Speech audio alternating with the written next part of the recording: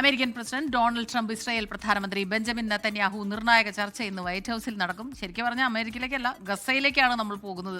കൂടിക്കാഴ്ച ഗസയിലെ ആക്രമണത്തിനെതിരായ ലോകവ്യാപക പ്രതിഷേധത്തിന് മുന്നിൽ ഇസ്രായേൽ ഒറ്റപ്പെട്ടു പോയതിനു പിന്നാലെ. ഗസയിൽ വെടിനിർത്തൽ ഉടൻ ഉണ്ടാകുമെന്ന് ഡൊണാൾഡ് ട്രംപ് ആവർത്തിച്ചു. 2 ഇസ്രായേൽ ബന്ദികളുടെ ജീവൻ അപകടത്തിലാണെന്ന് ഹമാസ് മുന്നറിയിപ്പും നൽകി. മധു കൊട്ടാരക്കര ന്യൂജേഴ്സിയിൽ നിന്ന് വാർത്ത. മധുചേട്ടാ, good morning and good evening. യു എനിൽ നെതന്യാഹു സംസാരിക്കാൻ എഴുന്നേൽക്കുന്നു. കൂട്ടത്തോടെ ആളുകൾ കൂക്കി വിളിച്ചുകൊണ്ട് ഇറങ്ങിപ്പോകുന്നു. ലോകരാഷ്ട്രങ്ങൾ ഒരുമിച്ച് നിൽക്കുന്നു. പലസ്തീൻ പദവിയെ അല്ലെങ്കിൽ പലസ്തീൻ്റെ പ്രത്യേക രാഷ്ട്ര പദവിക്ക് കൂടുതൽ അംഗീകാരം കിട്ടുന്നു. അപ്പോൾ ഇതൊന്നും ട്രംപിനും കാണാതിരിക്കാനാവില്ല. ആ പശ്ചാത്തലത്തിലല്ലേ ചർച്ച, മധു?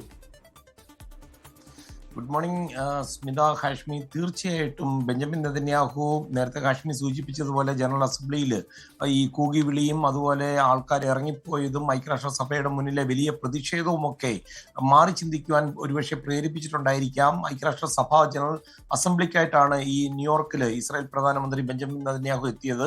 അദ്ദേഹവുമായിട്ട് വൈറ്റ് ഹൗസിലായിരിക്കും കൂടിക്കാഴ്ച നടക്കുന്നത്. വൈറ്റ് ഹൗസിൽ തിങ്കളാഴ്ച നടക്കുന്ന ഈ യോഗത്തിന് മുന്നോടിയായിട്ട് ഇപ്പോൾ ന്യൂയോർക്കിൽ നെതന്യാഹു പല ലോക നേതാക്കളുമായിട്ടുള്ള ചർച്ചകൾ നടത്തുന്നുണ്ട്. അതോടൊപ്പം US പ്രത്യേക പ്രതിനിധി സ്റ്റീവ് വിറ്റ്കോഫും ഡൊണാൾഡ് ട്രംപിന്റെ മരുമകനും അതുപോലെ നേരത്തെ മിഡിൽ ഈസ്റ്റിലെ പ്രതിനിധിയുമായിരുന്ന ജാരഡ് കുഷ്ണറുമായിട്ടുള്ള ചർച്ചകൾ നടന്നുകൊണ്ടിരിക്കുകയാണ്. ഇത് ട്രംപ് തന്നെ സ്ഥിരീകരിച്ചിരിക്കുകയാണ്. ഗസയിൽ സമാധാനം കൊണ്ടുവരാനുള്ള നീക്കത്തിന് നല്ല പ്രതികരണം ലഭിച്ചുവെന്ന് ഡൊണാൾഡ് ട്രംപ് അല്പം മണിക്കൂറുകൾക്ക് മുമ്പ് പറയുകയും ചെയ്തിട്ടുണ്ട്. ഈ ആഴ്ച ന്യൂയോർക്കിൽ നമുക്കറിയാം ലോകരാഷ്ട്ര സഭയിൽ ഐക്യരാഷ്ട്ര സഭയിൽ എത്താനായിട്ട് ഒരുപാട് ലോക നേതാക്കൾ എത്തിയിരുന്നു. ഇവരെത്തിയപ്പോൾ ഇസ്രായേലും ഹമാസും തമ്മിലുള്ള ഗസയിലെ ഏതാണ്ട് 2 വർഷം നീണ്ടു നിൽക്കുന്ന യുദ്ധം അവസാനിപ്പിക്കാനുള്ള ഒരു 21 പോയിന്റ് മിഡിൽ ഈസ്റ്റ് പീസ് പാക്കേജിനെ പറ്റി അമേരിക്ക ഇവരോടൊക്കെ വിശദമാക്കിയിരുന്നു. ജീവിച്ചിരിക്കുന്നവരും മരിച്ചവരുമായ എല്ലാ ബന്ദികളെയും ഹമാസിന്റെ പക്കൽ നിന്ന് തിരികെ ഇസ്രായേലിന് നൽകുക, അതുപോലെ ഖത്തറിനെതിരെ ഇസ്രായേൽ ആക്രമണം നടത്താതിരിക്കുക, ഇനി സമാധാനപരമായി ഭാവിയിൽ മുന്നോട്ട് പോകുവാൻ ഇസ്രായേലും പാലസ്തീനികളും തമ്മിൽ പുതിയ ചർച്ചകൾ നടത്തുക, ഇവയൊക്കെയാണ് ഈ 21 പോയിന്റ് പാക്കേജിൽ ഉള്ളതെന്നാണ് വൈറ്റ് ഹൗസ് പറയുന്നത്. അതേസമയം ഫോക്സ് ന്യൂസ് ചാനലിന്റെ വളരെ പ്രശസ്തമായ ദി സൺഡേ ബ്രീഫിംഗിൽ ഇന്ന് നെതന്യാഹു ഒരു അഭിമുഖം നൽകിയിരുന്നു. അതിൽ പറയുന്നത് ഈ കരാറിന്റെ നിബന്ധനകൾ പ്രകാരം ഹമാസ് നേതാക്കൾക്ക് പൊതുമാപ്പ് നൽകുന്നതിന് സാധ്യമാണെന്നാണ്.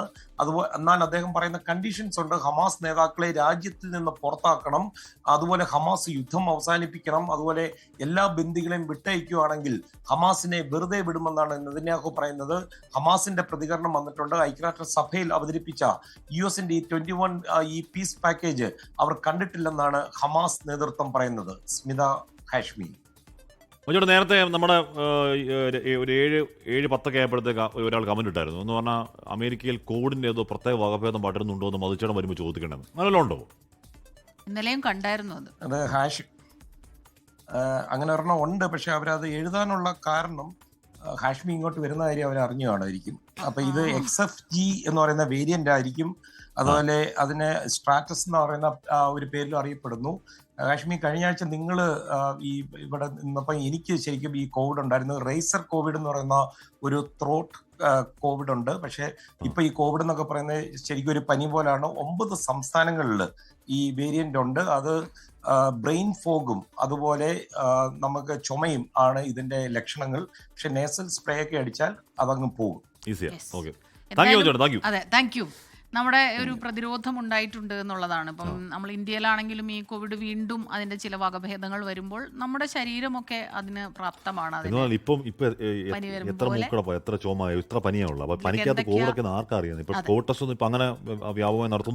ആദ്യം കോവിഡ് വരുമ്പോൾ നമുക്ക് നല്ല ലോകത്തിന് മുഴുവൻ അത് ഏറ്റവും പുതിയ ഒരു കാര്യമായിരുന്നു. അതിനെ പ്രതിരോധിക്കാനുള്ള മാർഗങ്ങൾ വന്നു.